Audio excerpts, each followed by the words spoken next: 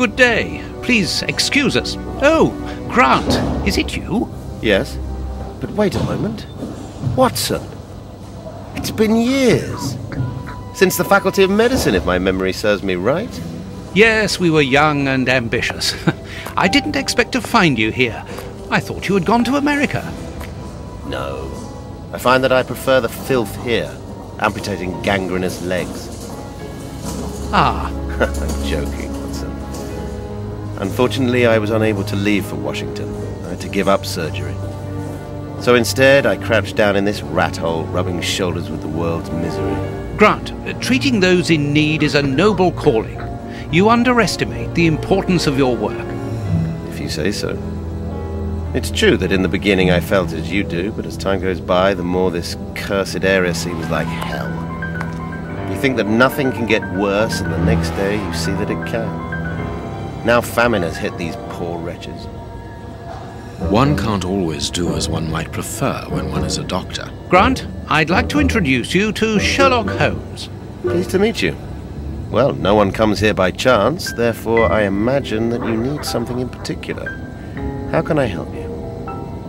Grant, we are in possession of a scalpel which was found in an unusual location. Does it come from your dispensary, as we believe?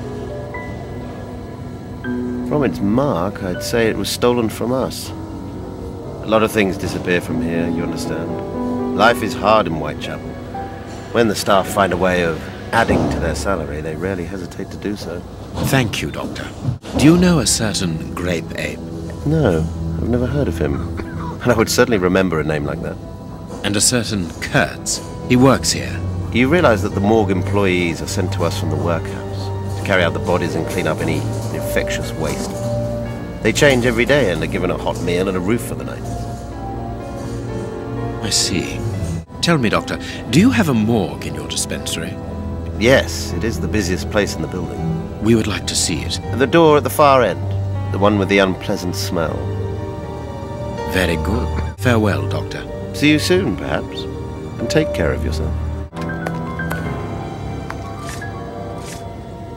I understand now why my colleague keeps quiet about his morgue. This place is a real mess. Concentrate, Watson. We must look for clues about Grape Ape's friends. Look at the state of the instruments. They've probably never been cleaned.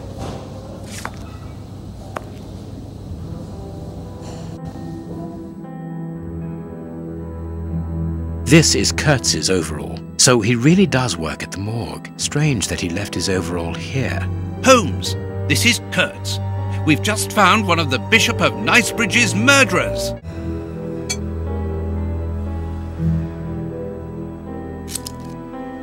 Two keys.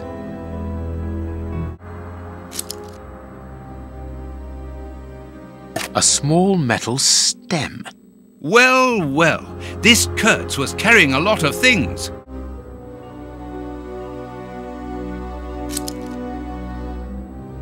Perfect.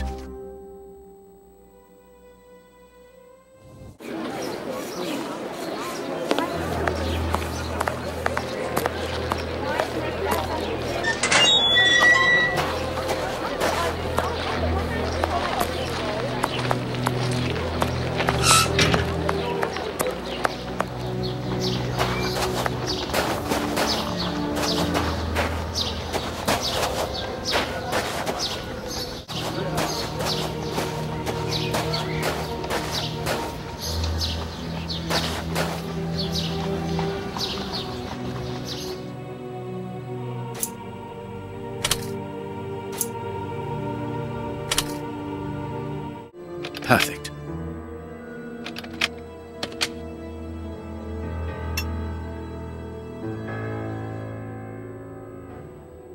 It's open.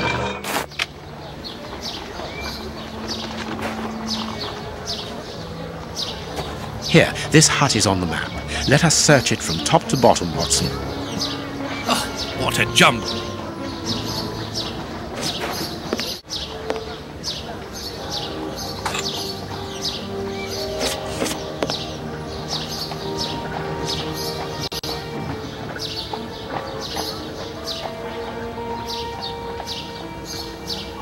bags filled with nails. There are a lot of them. Well, really. I can see a large crack. I'll need something thin. A hole was drilled a short while ago. There is a sack inside this hole. Let us see what is inside it.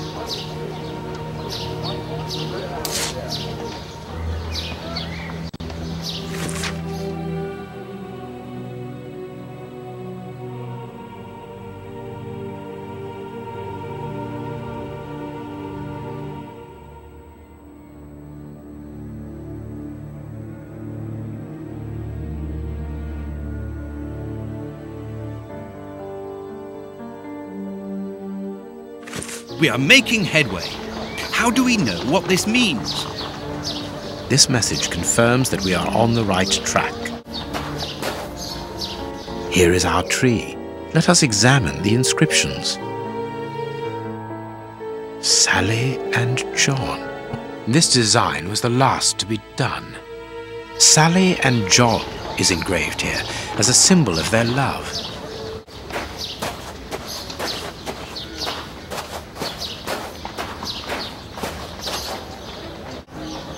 Yes, it must be there. It needs something.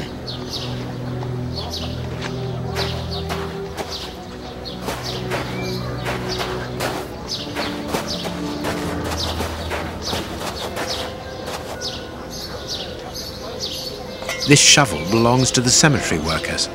You frighten me, Holmes.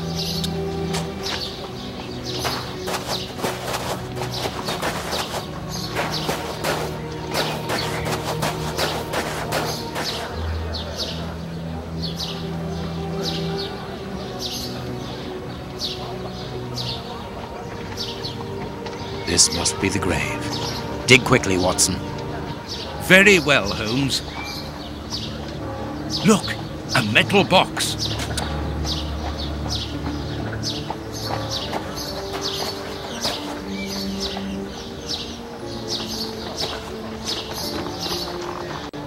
The lock on this box is rather sophisticated.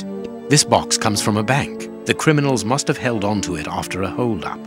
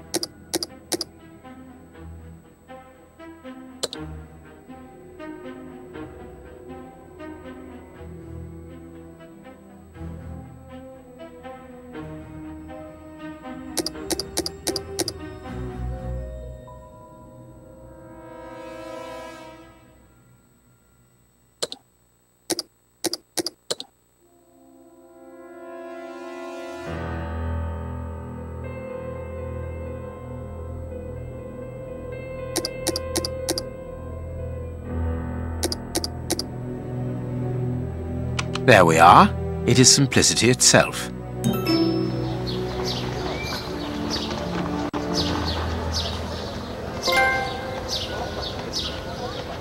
This key must be important to be hidden here. A hammer covered in blood.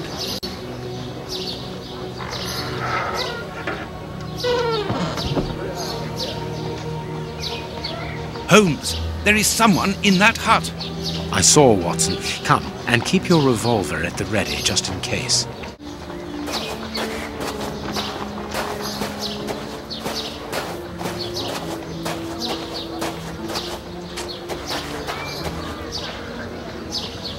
Open up. We're not the police. Do not be alarmed. That's a strange way of reassuring someone.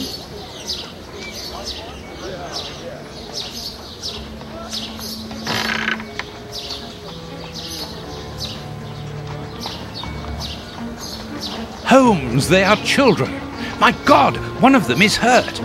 What do you want? Don't come any closer. Are you the police? Don't be afraid. I am a doctor. I'm going to look at your friend's wound. Wait, Watson. I've got some questions to ask these children. This is urgent, Holmes. In this filthy place, the risk of infection is very high, and the wound could get worse with every second lost. The immediate danger for these children is not so much the wound as Mr. Fletcher. Who? Look at the wound, Watson. It's thin and precise. It was made by a sharp, well-kept blade. Any other blade, less well-kept, would have torn the tissue around it, and its size would be irregular. So what does that imply? In this area, who would take such great care with a blade? A butcher, of course. And the only butcher in the area is Samuel Fletcher, who at this moment is replacing a window that has been forced open. He's a man to hold grudges, as anyone around here will tell you.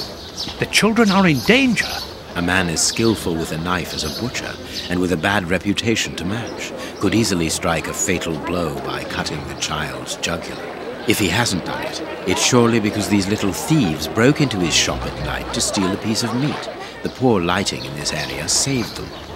I can assure you that Mr. Fletcher has spent the day trying to trace these children, and if he finds them, wounds will be the least of their problems. That's true. What do you want? Don't let the butcher find us. Dr. Watson will see to your wound, but the treatment won't be free. I don't need to remind you that life is hard, you know that already. Give me the address of a certain Kurtz, and the doctor will dress your wound. No address, no treatment. I can't tell you, mister. Kurtz is a dangerous madman. Holmes, you go too far. You have frightened the poor child. I could give Mr. Fletcher a compensation for the damage to his property, and he would certainly give up trying to find you then. But for that, you'll have to cooperate. Or else? Or else he'll likely find a less agreeable way of repairing the damage. Wait, mister. I know everyone here. I'll help you. Only protect us from the butcher. I am looking for Kurtz. Tell me where I can find him, and I'll smooth things over with Mr. Fletcher. Everyone here knows Kurtz. He's the worst person in the area. We call him the Colonel because he fought against the Zulus in Africa. He got chucked out the army because he's completely crackers. He lives at number 8 Batty Street. Good. Watson, see to the wound. Then we will settle the problem between these young men and Mr. Fletcher.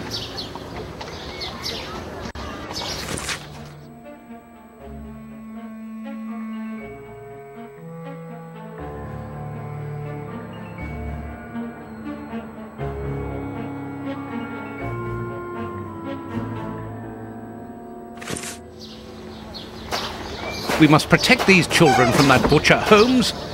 It won't be necessary. I've had dealings with Samuel Fletcher before now. He's not the monster I've made him out to be. If he had wanted to kill them, he would have done so, even in dim light. By wounding the little thief, he wanted to warn him never to set foot in his shop again. Forget Mr. Fletcher, Watson.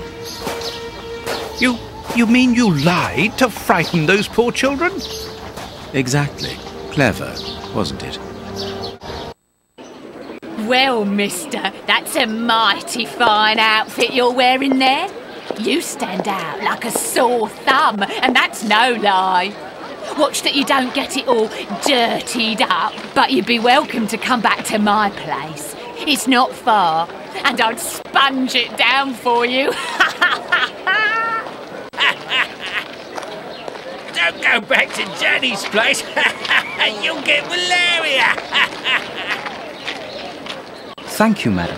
I'm certain that you would make a very good job of it. That will not be necessary, however.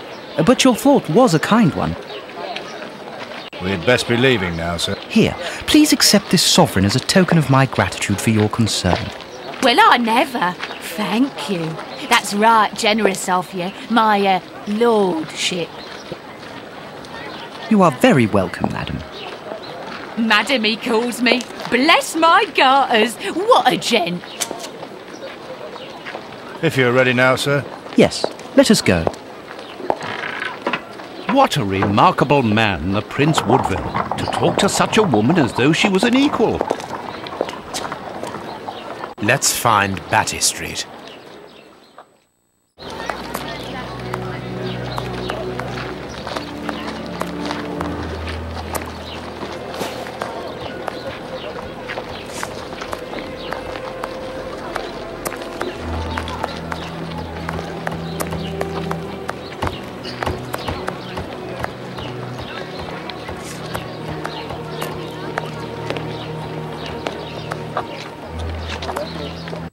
Appalling! And the smell! But what can have happened here? Stay calm, Watson. Take note of every detail and be careful not to move anything. Very well, Holmes.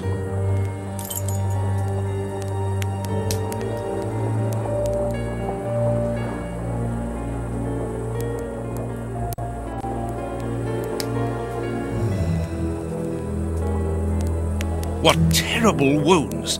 The dogs must have been rabid.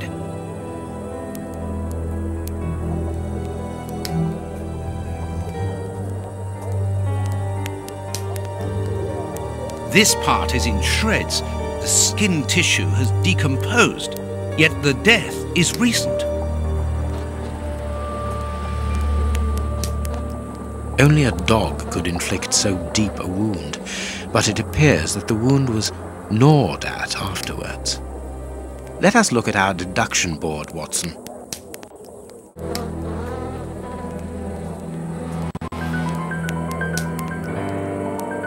What a horrible wound.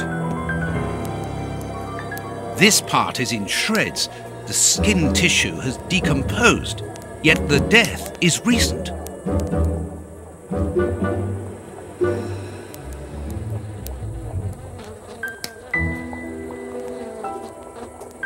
The skin was deeply torn.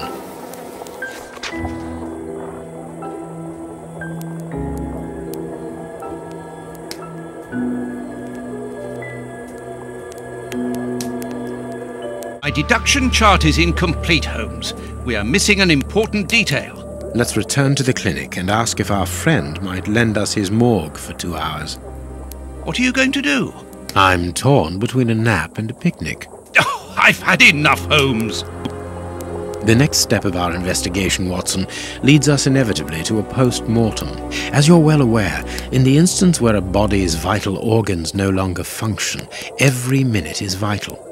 Be quick now and procure the room while I arrange the transport. Very well. I will see you later. Ah, Grant, you are still here. I need to ask a favor from you.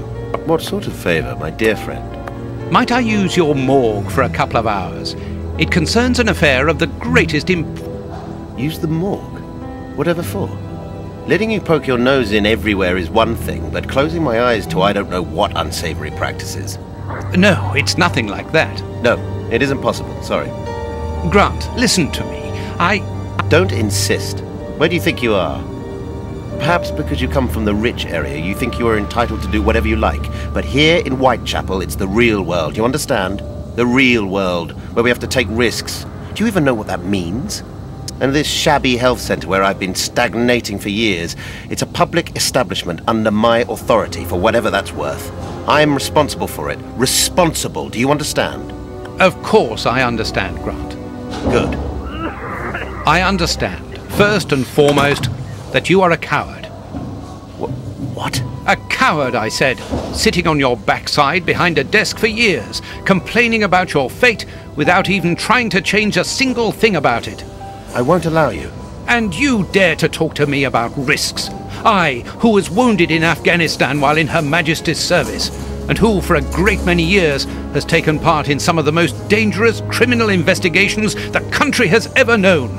But As for being responsible, as you call it, it begins with doing your job properly, particularly when one is a doctor and caring for the poorest people within our society. The real life? Ha ha! Don't make me laugh. I am a doctor too, Grant, don't forget.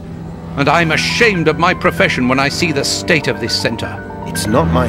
So, your disgusting morgue, you are going to allow me to use it, dear friend, because I urgently need it for a vitally important affair that is way over your head, and whether it pleases you or not. Understood? If you want to be like that about it, do whatever you like. I wash my hands of the entire thing. That doesn't surprise me.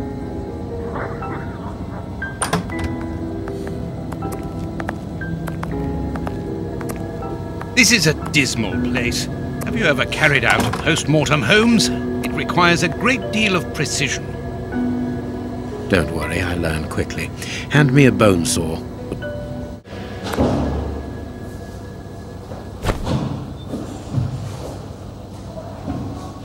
Go carefully, Holmes, even so.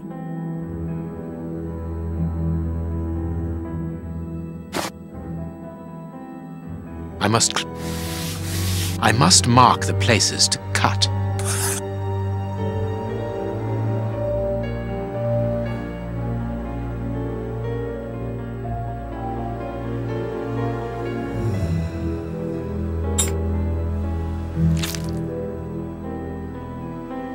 My notches are ready.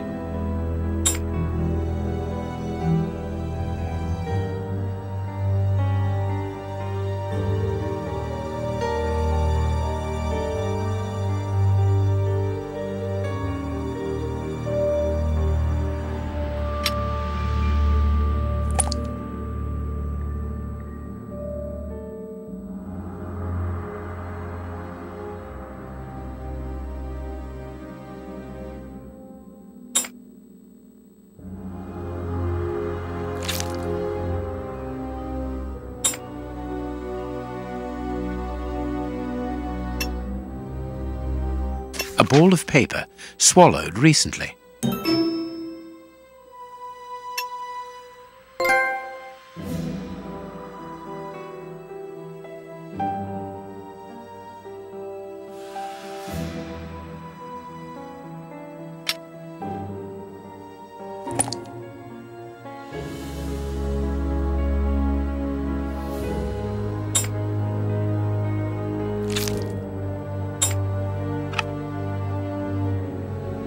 This liquid found in the lungs should be able to tell us something. Liquid found in the lungs should be able to tell us something.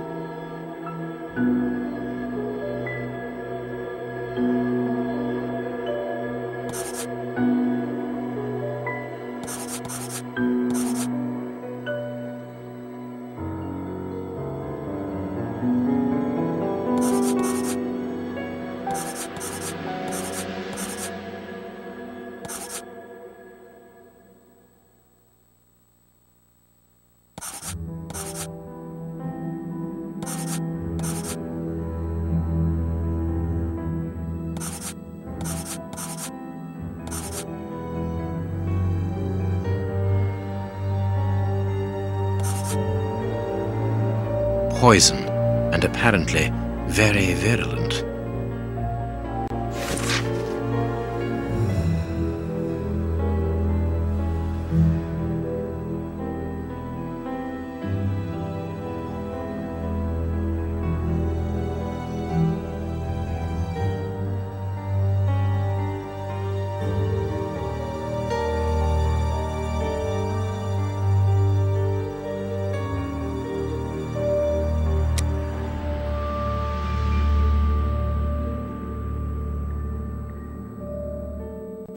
That was a most instructive post-mortem. This man was murdered by his accomplices because of his missing finger. I see. He was overly conspicuous, walking around with a bandaged hand, as the police would have been looking for a man with a missing finger. But how did they manage to disguise the murder by making it look like a dog attack. The post-mortem revealed the presence of poison in his system. Everything points to it being a less potent form of the poison we found in the bishop's rooms. This man died as much from the poison as from fighting against those animals. I believe this new version of the substance provokes such a rage that the victim attacks anything in his path, and in this instance it was dogs. We're dealing with sorcerers' apprentices whose creations are ever evolving. They are attempting to obtain a particular effect, and they try out their formulae on human guinea pigs. You're saying that his accomplices forced him to drink it? No, he took it himself, voluntarily. The poison wasn't to be found in his blood, but in his lungs. I also discovered numerous traces of opium. I'm beginning to see. They mixed this horrible poison with his opium, knowing that he would soon smoke it to ease the pain caused by his wound. Exactly, and such a profound knowledge of both chemistry and toxicology is uncommon. Very well, we know the reason and the manner, but we're really not any further ahead. How will we find the two other men who murdered the bishop? By going to 13 Burner Street. It is in this area. But where did you get that address, Holmes? From his stomach. I see. He wanted to get rid of the address. No, he wanted revenge. I don't follow you. When the man with the missing finger began to feel the effects of the poison, he knew that he was going to die, and he knew that there would be a post-mortem. Shall we go?